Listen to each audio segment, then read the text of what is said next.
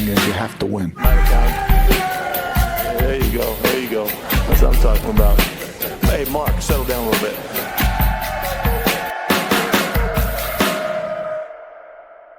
All right, welcome back to the Just Win podcast. I'm Ted Nguyen. That's Tashan Reed. We are joining you guys after the Raiders played the Niners in preseason week 2. The Raiders lost that game on a last-minute field goal. 59, was it 50, 57 or 59-yard field goal?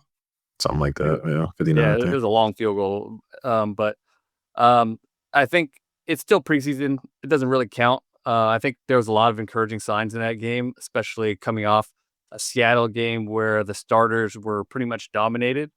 So we have lots to talk about. Let's start with Ashen Genty. He finally had some breathing room. I know there were some fantasy analysts out there calling him a bust after he had negative 1 yards or whatever it was in week 1, but we saw some of that ability flash for Ashen Genty. The line blocked it a little bit better, and we saw how physical he is. We saw that contact balance. What do you think about his game?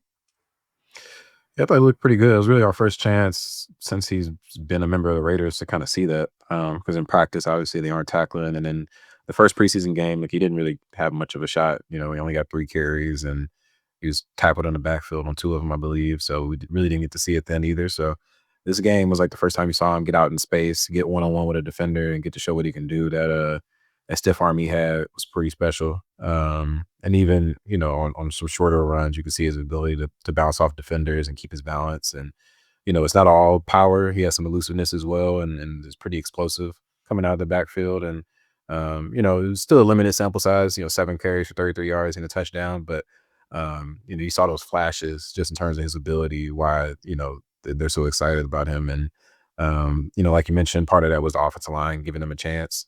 And I think just also the starters, you know, overall playing a little bit more this game. They got 2 series for the starting offense instead of 1 like last week. I think that allowed them to get into a groove a little bit more. And also seemed like offensive coordinator Chip Kelly wasn't quite as vanilla as he was in that first preseason game where he basically didn't call any plays. So a lot of factors there, but all that to say, I thought Genty looked pretty good. Yeah, it's kind of interesting. In the first game, they were all shotgun, almost a entire game, if I remember correctly. And then in this next game, they're all pistol, which to me, pistol works better as far as trying to get your running back downhill, because shotgun, you're always running laterally across the quarterback to get the ball. Pistol, you could actually get downhill, and we wanted to see Ashen Genty get downhill. And they ran some outside zone concepts, blocked it really nice, got some holes for him. The receivers blocked really well too. You saw on that big run where he trucked Diamador Lenore, who is actually one of the more physical corners in the league. But Lenore had a really bad week against the Raiders. They were kind of picking on him in practice, and then he gets run over in the game. So Lenore's not a big fan of the Raiders right now, but yeah, on that big run where he does run over Lenore, Thornton and Trey Tucker did a really nice job of coming in a box and digging out defenders, and those are a couple of the reasons why Thornton climbed the depth chart so fast, was because he's a very willing and effort. He puts a lot of effort into his blocking. One thing I will say about Genty is I want to see him take less squared up hits. Like there was one hit where I think it was a catch, and he got hit. He didn't go down, but he got stalemated, and you could see him kind of walking with a limp arm. You know, maybe had a little mini stinger or whatever it is. But this is the NFL. Like, you cannot just keep taking square hits like that. Like, it's gonna wear on your body. And I know he's a physical runner, and he wants to set the tone, like he says. But he's also very elusive and quick too. Like, you can't take less of hit, like take half a shoulder, or just avoid a hit when you want to. You want to survive this whole season. It is not the Mountain West anymore. We know he could do it, but it wears on you after a while. Yeah, after the game, he said that was a stinger, and it was his first time having a stinger, so he kind of didn't really know what was going on, and that's why you saw him go off and get checked out on the sideline afterwards. But he ended up being fine and came back in the game. But yeah, like it's kind of just part of it. I think it's his nature, but also I think he's just kind of eager to have some contact. Like, he really hasn't had much at all since like Boise State, basically. So it's been a while. So I feel like he was a little eager to get out there get hit and give out some hits. But I did a story on him earlier this year where I talked to his running back coach at Boise State that was there his freshman year, and he said that was something that they kind of had to teach him was, you don't always have to take a hit. You know what I mean? Like, it's cool to be elusive or avoid contact when you can, or try to mitigate contact if possible. And I think he grew a lot in that area over his time at Boise State. I know they gave him a ton of carries last year, and so he took a pounding, but he was never really a guy that struggled with injuries. But like you said, it's a pretty big step up from that conference they were in at Boise to the NFL. So he's going to have to adjust for sure. But I think part of that was probably just him eager to, get out there and get some contact in the preseason. And most likely the third preseason game where they probably aren't going to play, many, if any, starters in that game against the Cardinals on Saturday night. So, that could basically be it for him for the preseason. So, Yeah, and you can still be physical, but you don't have to take on the whole body. Like, he's taking guys on square, taking 100% of the contact. Like, take half the body. Like, try to loot him, get to half that shoulder, and truck him with half a shoulder instead of taking on the whole body. And that's something that I think we'll see throughout the season. But it's just something to monitor because, like you mentioned, that's kind of in his nature. He wants to do that, but he's got to fight that urge a little bit. Um, Next, let's talk about Jordan Meredith. It seems like he has the center position locked. It was kind of an experiment, but the Raiders seem very pleased with the results so far. The line had a very good performance against the Niners in practice, and it carried on into the game where the operation was smooth, run blocking was good, and the protection, um, not just the one-on-one protection, but the entire operation was very smooth. Like the Robert Saleh, not typically a high blitz guy, but he's been sending a lot of blitzes this preseason. It seems like something the Niners were doing, and Geno Smith and the offensive line really executed pre-snap and post-snap as far as just handling that pressure. yeah, I thought Meredith looked pretty good at center. Definitely step up from his first performance, against the Seahawks in the first game. But I know some fans seem to be still kind of up in arms about Jackson Powers Johnson not playing center, but it seems like they pretty much decided they're rolling with Meredith at that spot. I know Pete Carroll, he's been saying like JPJ still battling at right guard with Alex Kappa. Like, I don't really think that really is much of a battle, to be honest. For one, Kappa's outright. He's been out for a couple weeks with a rib injury, and they aren't exactly sure when he's going to be back. So, barring a pretty major surprise, I think this is going to be a starting five. Going into week one against the Patriots.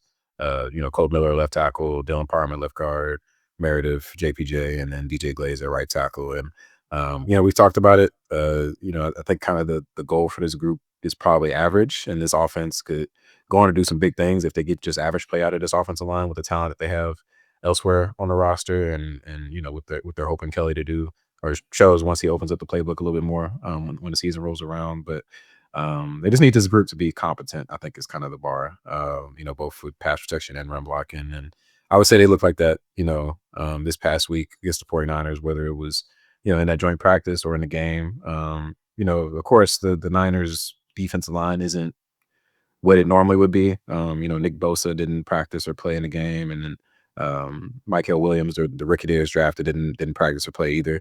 And they had some other injuries on the defensive line as well. So it wasn't exactly that they were going against like, the greatest front in the world.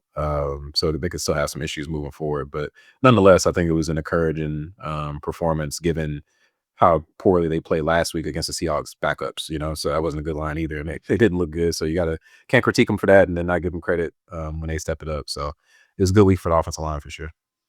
Yeah, I mean, they did what they're supposed to do, which was pretty much, I wouldn't say they dominated, but they did.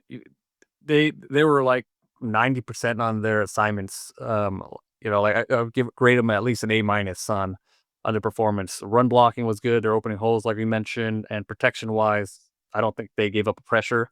One issue I will say is it looks like they get pushed back a little bit. But as long as they are getting that initial protection, Geno's pretty good. Like, you can see him work from a congested pocket. He's actually really good at working congested pockets and changing his arm angles and things like that. So if you could do that for Geno Smith, I think he's going to be able to sling that ball around. We saw a little taste of that against the Niners. And I will say DJ Glaze did pretty good against Bryce Huff, who is kind of like a quasi starter. Like Michael Williams, their first round pick, is going to play on early downs against the run, but Bryce Huff is the better pass rusher. And when you can just pin his ears back and go, I know he had a down year with the Eagles. He's pretty good. And I thought DJ Glaze held up pretty well against him in practice. So that's a good sign. But we want to see maybe next week. I don't know what the plan is, but I would like to see them against some starters and some better pass rushers to see if you can maintain this level they're playing now. Do you know what the plan is next week You talking about this week for as, the as preseason far as game? Or? starters?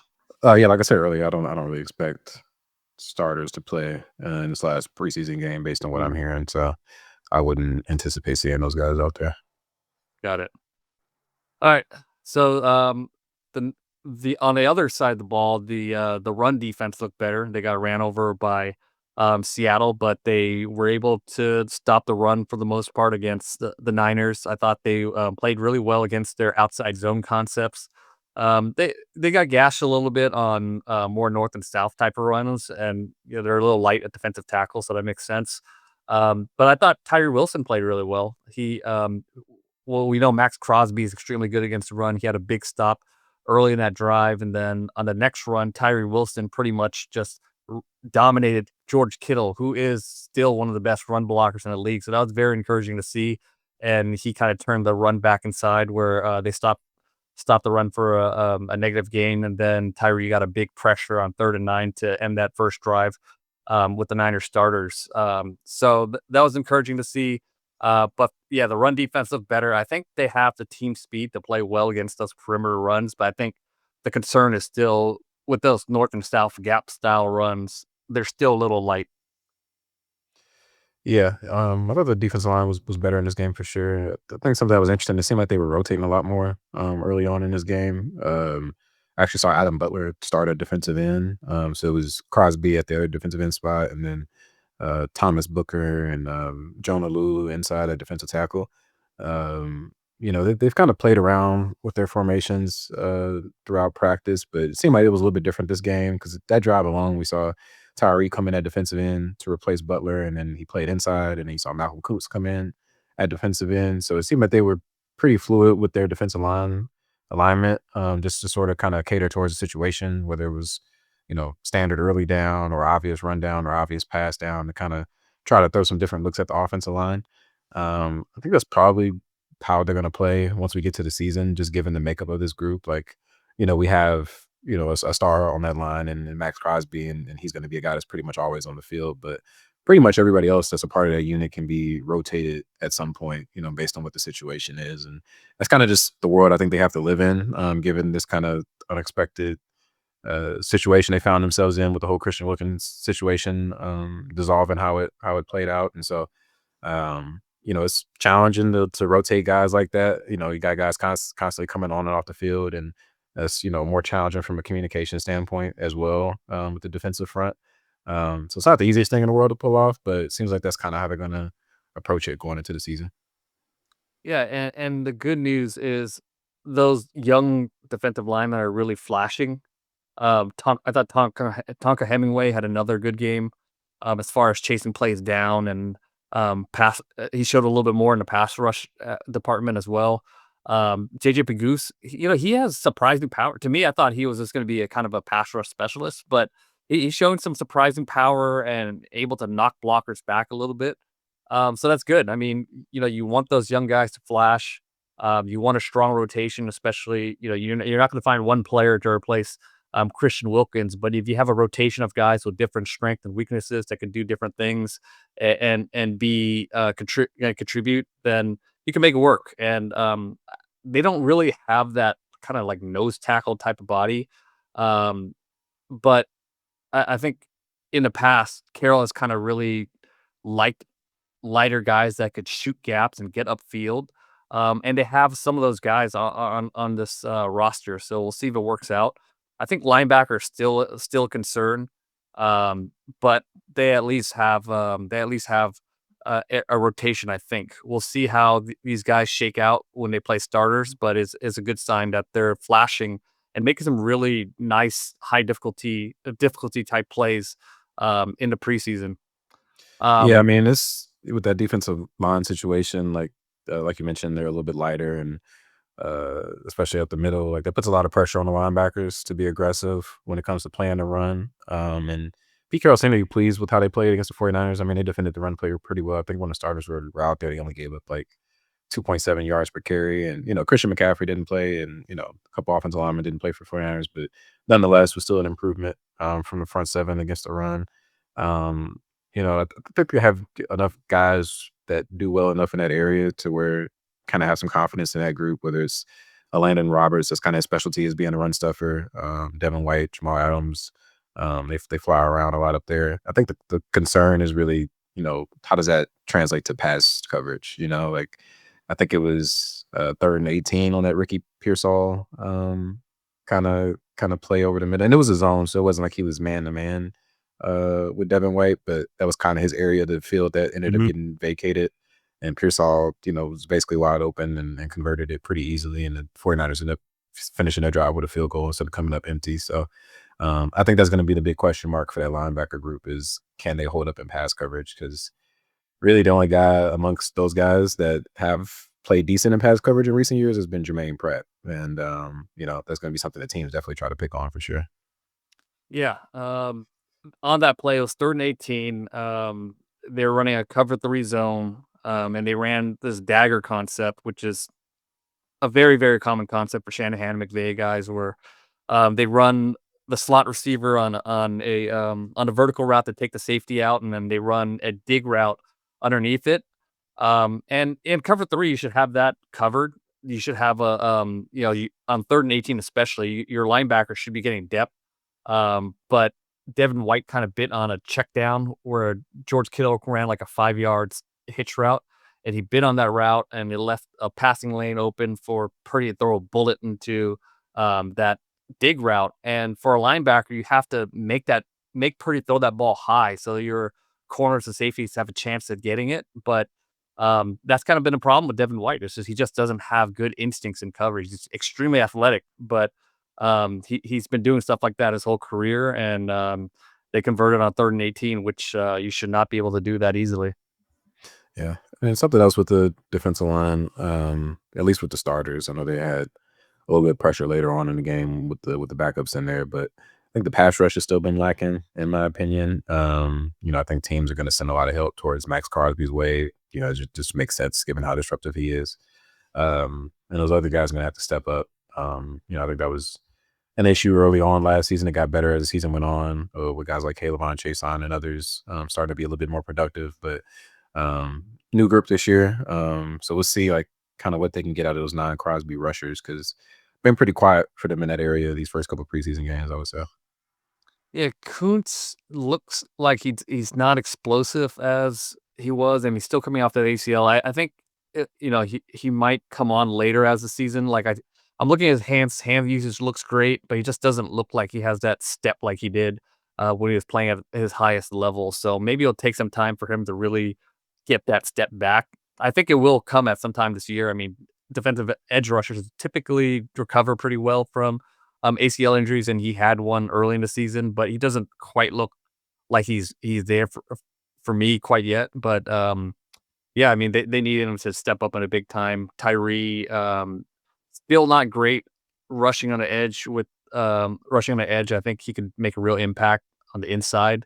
But they need another edge rusher to really help out Crosby, and yeah, Kuntz doesn't quite look there yet, but we'll see if he could get that back as the season comes along. Yeah.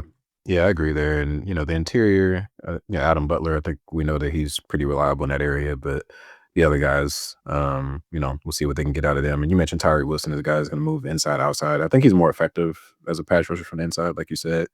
Just kind of rushing traditionally off the edge just doesn't really, work too well for him. But, we'll see. It's early on. And I think, like we talked about on the last podcast, I think Patrick Graham's going to have to get pretty aggressive when it comes to trying to manufacture pass rush, whether that's sending guys on blitzes or simulated pressures, whatever it is. Like, I don't really think this is going to be a group where you can just rush forward and expect them to consistently get after the quarterback.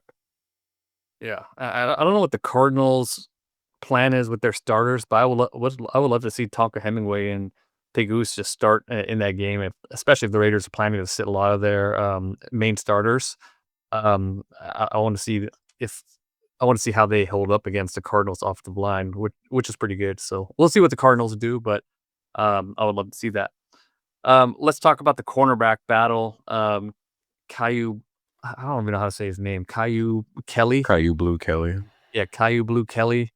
Yeah, man, it's an Asian name, man. You supposed to get that down for us, man. Come on. Was his parents into anime? Caillou Blue Kelly. Yeah, he actually told a weird story about it. So it's like I guess his name is Korean, but it's Mm. actually nothing at all to do with like he's not Asian at all. It's just they just like the name how it sounded. So yeah. Yeah. I mean, yeah, there's some interesting puns you can come up with if he's a starter and he's a star, and he makes some plays. So I hope that happens. But he is feisty. He is around the ball. I think the Raiders like him because he's going to come up against a run and be physical, and they didn't quite have that with Darian Porter. What do you think about his performance? And do you think he has a legit chance of starting the season? Yeah, I thought he was okay. Like, I think the cornerbacks have been fine in both games. I know the Brock Purdy in particular had a lot of success early on in the game, but it seemed like he was mostly attacking like the middle of the field more so than Yeah, the it was on outside the against the linebackers for sure. It was yeah. more on an underneath coverage. Yeah, so I know fans are kind of grouping everybody together, but I don't really think it was like a cornerback issue. It's been a pretty sudden rise for Caillou. I mean, since OTAs, like he was third string, fourth string type of guy. Like he's pretty buried on the depth chart, and even to start training camp, it remained that way. But you kind of saw a couple weeks ago they started to use him. A nickelback actually was kind of when he started to get some work with the first couple teams, and then this past week they really tried him at outside cornerback, and he started to make some plays in practice and pick up his confidence. He actually somebody that Pete Carroll has some familiarity with because he bounced around a lot his first couple years in the league. One of the teams that he spent some time with was the Seahawks back in 2023 when Carroll was still there, and he just couldn't stick on a roster. I think he got cut by 4 teams, I think it was, before he landed with the Raiders. And he spent most of last season on the practice squad. He didn't play in any games, but he said he kind of rediscovered his confidence in practice, and his dad was actually a NFL cornerback for about 12 years, and he said he leaned on him for a bunch of advice, and he kind of got his opportunity, and he's jumped on it as of late. And I think that cornerback battle on the outside, like Eric Stokes, is pretty much locked in as a starter, but it seems like it's coming down between Caillou and Darian Porter when it comes to who's going to start at that other outside cornerback spot. DeCamio Richardson has kind of fell back a little bit in that race, it seems like. So it seems like it's mostly between Caillou and Porter. And like you said, I think he's more experienced at this point in his career. He's also a better tackler. I think Carroll's been pleased with like Darian Porter's development, but he's still a very raw player that's still kind of learning the nuances of the position. And like you said, he's pretty thin and isn't the most effective tackler at this point in his career. And especially if the run defense is already might be an issue because of the defensive tackle group and some issues that they're having in the front seven. Can't really have a liability at cornerback or on the outside at cornerback as well. Otherwise, it's going to be a pretty long afternoon for the defense, right? So Caillou's a little bit more balanced. Like I don't think he has as much upside as Porter because he's not nearly as physically talented, but he could be a better player right now. And so we'll see. I mean, I don't know if they've already decided about that battle. I think it's may still be based on how they practice this week. Again, I don't really think we're going to see starters on Saturday against the Cardinals. So fair to coaching staff be making a decision pretty soon about who you're going to roll with in week 1. Yeah, I would say you shouldn't be disappointed if you're a Darian Porter fan or supporter. Like you shouldn't be disappointed because like it would be a pretty amazing rise for him to go from somebody who was kind of like a part-time starter in college, switching positions to all of a sudden becoming a full-time starter in the NFL, and for him to even challenge for that spot shows that he is ahead of his developmental curve. Um, but he's just not quite there yet, and I don't think it's a bad thing. Like it's going to take some time. I do think that he has vast potential, and you should be very excited about what he can be. But it was just I think too big of a learning curve. It's not quite over yet, but it seems like it's starting to look like he's not going to be a starter when the season starts. Yeah, and when it comes to like the overall group, the cut down day is next Tuesday. So got a little bit over a week to make decisions about the roster. I feel like 5 is a number that makes sense with the cornerback group. I think that core four we mentioned, Stokes, Porter, Caillou, and Richardson are going to be roster locks. I still think that fifth spot is kind of up in the air. Darnay Holmes has been like their primary nickelback option behind Jeremy Chin when he rotates down and plays there, but could still get pushed. There's a few guys kind of in the mix, JT Woods, Greedy Vance, that maybe, be able to push him for that fifth spot. So, and we saw Holmes playing pretty late in that preseason game against the Niners. I think he was still on the field for the final drive of the game, and usually that's a sign of a guy still fighting for a roster spot. So it'll be interesting to see how they decide to handle that kind of last corner spot. We've talked about it, like they really don't have a great option at nickelback. And, while Caillou has some flexibility to play nickel, like if you're going to start him on the outside, obviously, that kind of takes him out of the mix there. So I still think that nickelback spot is one that's pretty tenuous, and I'll be interested to see like past initial roster cut down day, like if there are any surprise cuts elsewhere in the league, if they're monitoring that waiver wire and seeing if maybe there's somebody they can pick up, a veteran at that nickelback spot to help them out. Yeah. A veteran corner could definitely be a possibility. I feel like they're really committed to developing these young guys though, but we'll see if they start getting a little nervous about it during the season and breaking that glass. Yeah, I mean, I feel like that's true at outside. Nickelback though, it's like, I mean, Darnay Holmes isn't young, you know what I mean? So it's Right. like, I feel like if you can get an upgrade there, you should do it. Like, because it's not like a guy that still has a bunch of upside is gonna suddenly become way better at this point in his career. And so I don't know. I mean, if they just want to, if they're fine with Chin playing most of his time in nickelback, I guess that's fine. But I still feel like that's a spot where they should, make some sort of upgrade. Yeah. Just don't know who's out there that could really help them, but Yeah, never know. Surprise cuts every year, I guess. yeah, it's true. All right, well, let's talk about the 53-man roster and what position groups you think are still in flux. Yeah, so we just talked about cornerback. I do think defensive line is still one, like the depth of the line. Just kind of interested to see like how many guys they keep. Is it 9, 10, 11? Like what's the number? They have a lot of those young guys that are kind of unproven. I think the rookies are pretty safe, like, JJ Pagoose and Talking Hemingway, even Jonah Lulu, a second year player. But that they kind of have a bunch of veterans that are kind of like samey, like Lecky Fotu and Zach Carter and Charles Snowden. They kind of have a lot of kind of similar guys that are been rotational players in their career, but haven't made a huge difference yet. So I'm kind of interested to see how the end of that, defensive line group overall shakes out. I think they're going to keep lean on the heavier side when it comes to like the number of players they keep in that room, just because they are planning on having this pretty heavy rotational style. But I don't know exactly like what that number is going to be. So be interesting to see who's kind of on the bubble with that group. Yeah. Well, it's a good sign that I think the rookies are safe. I think they've shown enough to Yeah. where I don't think they're going to try to practice squat these guys, and they're going to try to get them playing. As far as receivers, who do you think is odd man out there? Um, I don't know. I kind of go back and forth with it because I think, kind of similar to cornerback, like there's like a clear top four at receiver. Jacoby Myers, Dante Thornton, Trey Tucker, and then Jack Besh. And then after that, it's kind of just a bunch of guys at this point, like um, Tommy Millott, who they drafted in the 7th round, converted him from quarterback to receiver. I think he's the guy that they feel, the best about in terms of long-term potential. I just don't think he's ready at this point in his career to contribute on offense. He's been working as slot receiver, and he also just don't really have much of a need as slot receiver. So I think if he does stick on the roster for the initial 53-man, it's going to be because of his return ability. We saw, start the second half. I think it was like a 41-yard return that he had on the kickoff. He has some real speed and athleticism, so I think he could be an effective return man, both on kickoffs and punt returns.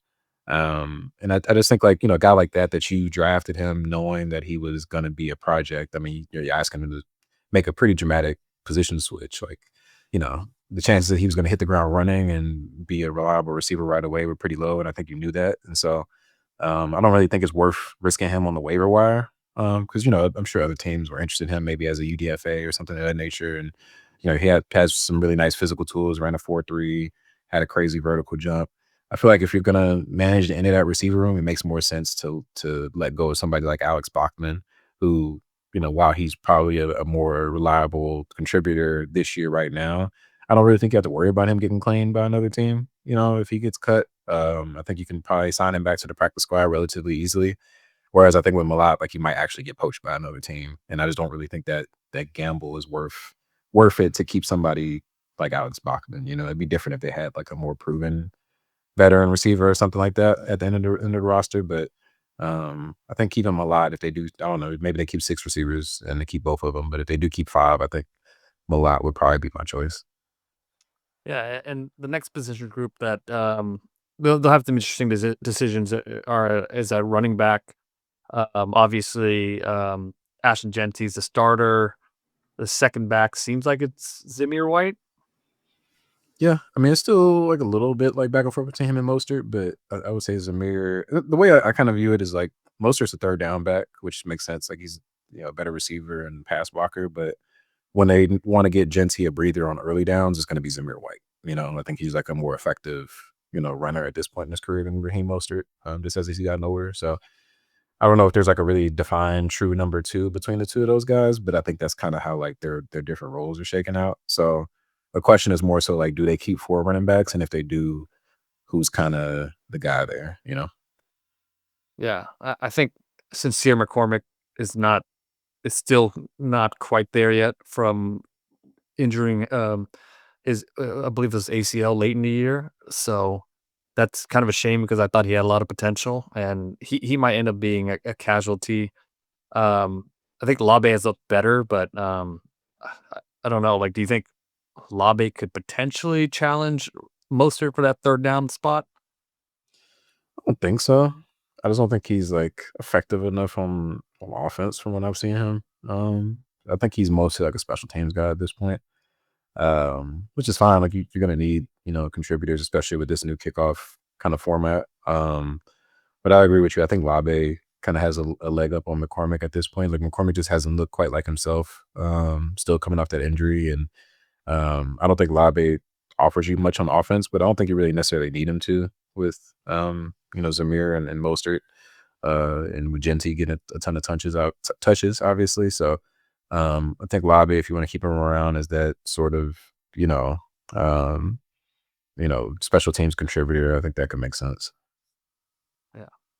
All right, let's get into fan questions. Well, actually, sorry, we have a couple more topics we need to touch on. Will Lockitsi make the roster? Lockitsi had a really good, strong first game. Against the Niners, you still saw some of that physicality and potential, but he had a couple missed assignments, and you saw kind of that rawness show up a little bit. Um, you do have extra roster spot for international players on not roster spot, but practice squad spot. But will the Raiders risk it? I mean, he's not ready to play. He's not ready to be a backup in the league. It's at least a year away. But I mean, I can imagine some teams looking at his potential and thinking, like, man, this guy's really good. But Yeah. what do you think the Raiders will do with them? Yeah, especially now there's like some publicly available tape out there on him. And you can see him kind of flashing in the games. I started to get a little bit more skeptical about them like risking him getting picked up on the waiver wire. Just a guy with his size, his athleticism, just sort of his innate natural ability.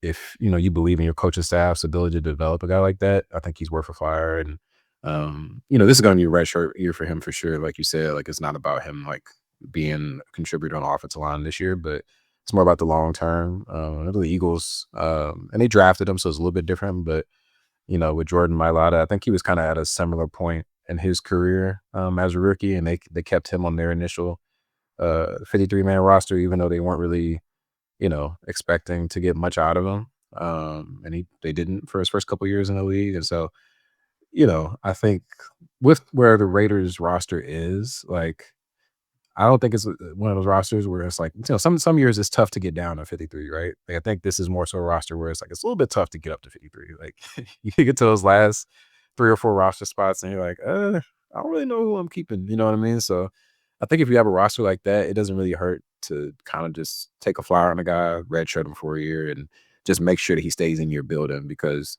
like you said, they do have that extra practice spot, but first he would have to clear waivers, and he goes through waivers just like any other player would, even though he's in the IPP program. So I just feel like that's probably not a dice roll worth taking at this point. Yeah. I mean, that's crazy to talk about, considering he only played football for 2 months, and now we're talking about him potentially, being on a 53, and even last week after that strong performance, like, he'll probably be on a practice squad. I don't know if anybody's gonna pick up a player that you can't really play this year, but I mean, man, there's a lot of potential there. So we'll see. All right, let's talk about our favorite topic, the backup quarterback situation. I mean, look, I Yeah. know Aiden O'Connell has made some mistakes in the game, 3 interceptions, I believe. But as far as just operating the offense, experiencing, the NFL defenses, I just think Cam Miller is not there yet. I mean, I think, he has potential to be a lot better than Nate O'Connell. The physical tools are there, and we see some good signs, but we also saw, he's very raw. I mean, he's not a guy. I think if you throw him into a game, you have to really, really change your offense. Whereas Aiden, you could run a lot of stuff that you're running with Gino, but I mean, obviously, he's not going to look nearly as good. Um, but if you're putting Cam Miller in, it's going to be a very reduced game plan. Yeah, Pete Carroll for the first time, I think he sounded a little disappointed in how AOC played yesterday. I think the first game he sort of kind of was like, "Oh, whatever, like it's fine." He looked good most of the training camp, so they weren't really tripping off it too much. But that was a pretty rough pick. I don't really know what he.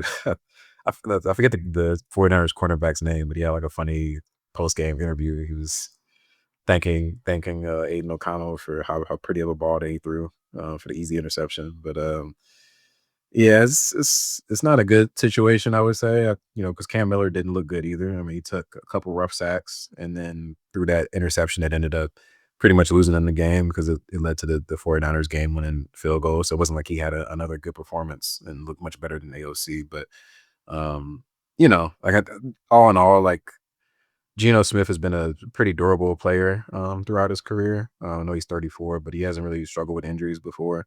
And most teams, like if your starting quarterback suffers some sort of significant injury, like you're fucked, right? Like it's just probably season's probably over.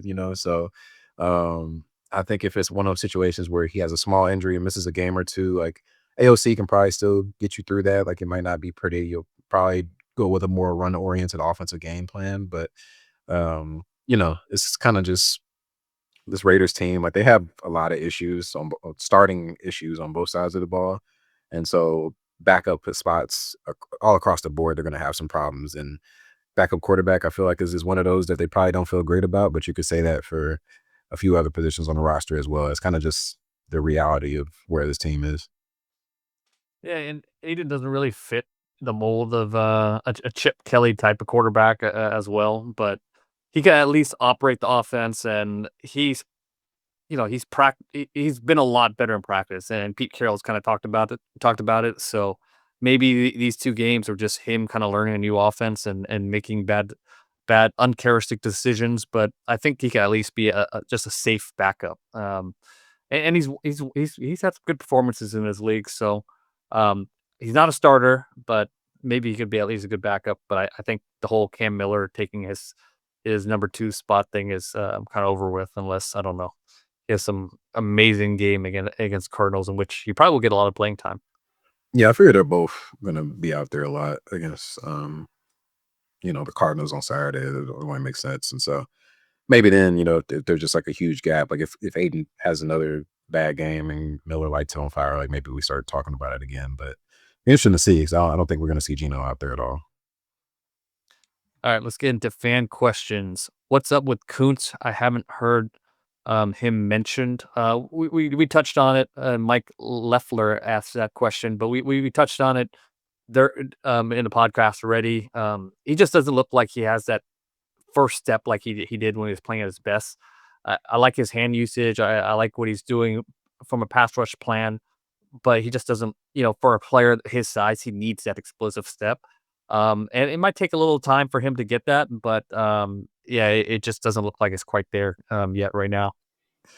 Yeah, I think he's, he's still getting back to being himself. Like it's been about, because he got hurt in practice week 1 last year, and so it's been about 11 months since he tore his ACL, and it varies for each guy how long it takes him to get back to form, but it definitely looks like he's still coming along. And he's been pretty reason why you haven't heard much. He's like he hasn't been doing much in practice either. And I don't think it's necessarily a concern at this point of the year. Like I think some of that is to be expected given the injury that he had. But it could be a situation where midseason, towards the end of the season, you start to see him come into form. So I don't think the team is too worried about it, but it's definitely been a quiet camp for Kuntz for sure. Yeah. All right. Next question. Fantasy football question. Aside from Brock, Genty, and Jacob, is there anyone on the roster worth taking a shot in the last rounds of the draft? I'm guessing he meant Jacoby on the last one, but I don't really think so. Maybe if you're really desperate at receiver and want to take a shot on Trey Tucker or Dante, kind of in a late round, perhaps. But I think those 3 guys are going to eat up most of the touches in this offense. So I'd be surprised if there's anybody else that's really a consistent fantasy guy. Yeah, I would say if you needed to and you really wanted to, probably Trey Tucker. I think Thornton has a role, is going to be that guy that you're going to take a deep shot on, but that's a very inconsistent role. Um, and we saw he's still pretty raw. Like I thought Geno threw him a good ball. I thought he just looked back a little bit too early for that ball instead of just sprinting out to go get it. Um, and his route tree is still very limited at this point. But I think Trey Tucker has improved his route running. I think his hands have improved. He's just not going to see a ton of targets. But if there's ever some sort of injury to Jacoby or something, he could be a guy that ends up seeing a lot of targets. And I like where his game is at right now, and he has a chance to be a lot more productive than he has been. I think another guy, maybe could be Michael Mayer, just because I think the Raiders are going to use a good amount of 12 personnel with him this year. And in practice, at least, he's been a pretty frequent red zone target for Geno Smith. Feel like they seem to have worked out some pretty good chemistry down that area of the field. And so his volume is going to be, kind of probably fluid week to week, given he's number 2 behind Brock Bowers. But you're talking like late in the draft and tight ends are pretty thin, and you just need a guy there to kind of fill that spot. Maybe he could be worth a flyer. Yeah, and if Geno won't be there late in the draft, but if Geno Smith is there in kind of the later rounds because people are still kind of underestimating Geno, I'd take a flyer on him. Yeah. Well, the real guy, if you need a kicker in like the last round, Daniel Carlson. There goes. Yeah. There's your answer. Go get Daniel Carlson. All right. What do you think is the plan for Miller's development? Quarterback 2 by Raider T. I don't think they're in any sort of rush with him. Trying to bring him along pretty slowly. I think they, like you said, he has some potential. Like he's a solid athlete and has a decent arm, and has usually, he has some pretty solid pocket awareness as well. Again, he took a couple bad sacks late in that game against the 49ers. But it's, I don't think that they're in any sort of rush with him. Like he doesn't have to be quarterback 2 this year for it to be a success. Probably ideally like next year, they would probably hope that he's able to challenge for that role. I would imagine, but as a rookie, I don't think there's much pressure on him, to be honest. Yeah, I agree. Next question. How is JPJ's technique improvement going by Jim Kentris? I thought he looked better. I mean, against the Niners. The competition is a little bit less, but I thought throughout practice and in that game, he was pretty consistent. And that's all you want from JPJ is consistency. We know he could be a mauler and make those highlight blocks, but we just want to see a little bit more consistency. And at guard, he doesn't have to think a ton like he would have at center. Yep, I agree with you. All right, last question. What is the issue with the secondary? Poor vanilla preseason scheme, or is it the poor personnel on paper shown in the field by Boston D. Peters? I think it's more personnel. Like we talked about, I think it's more so been like the middle of the field has been sort of an issue, like with the linebackers, and we've seen them playing more single high formations with Chen, working down a nickelback, and that kind of also leaves you to be a little bit more susceptible over the middle of the field.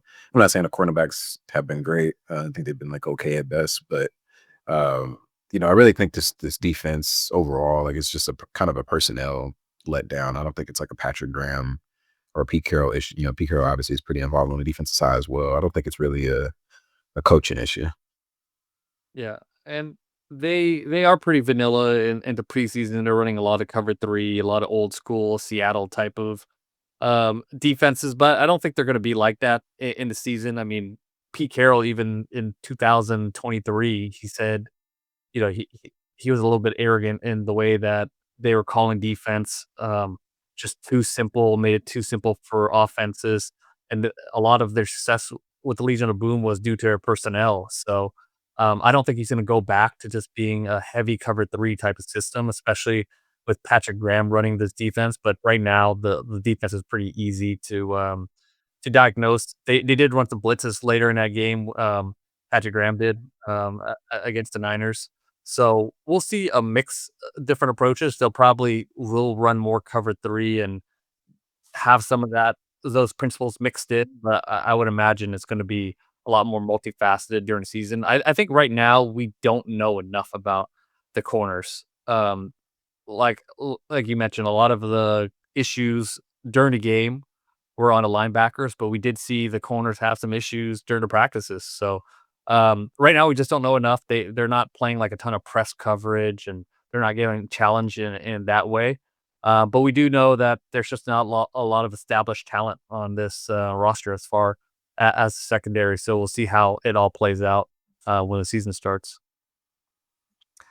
All right. Well, that's all we have for you guys today. Thank you for joining. Make sure you subscribe, turn on notification, and like on YouTube. Subscribe and leave reviews on Spotify and Apple. And we will talk to you guys next time. All right, y'all. Peace.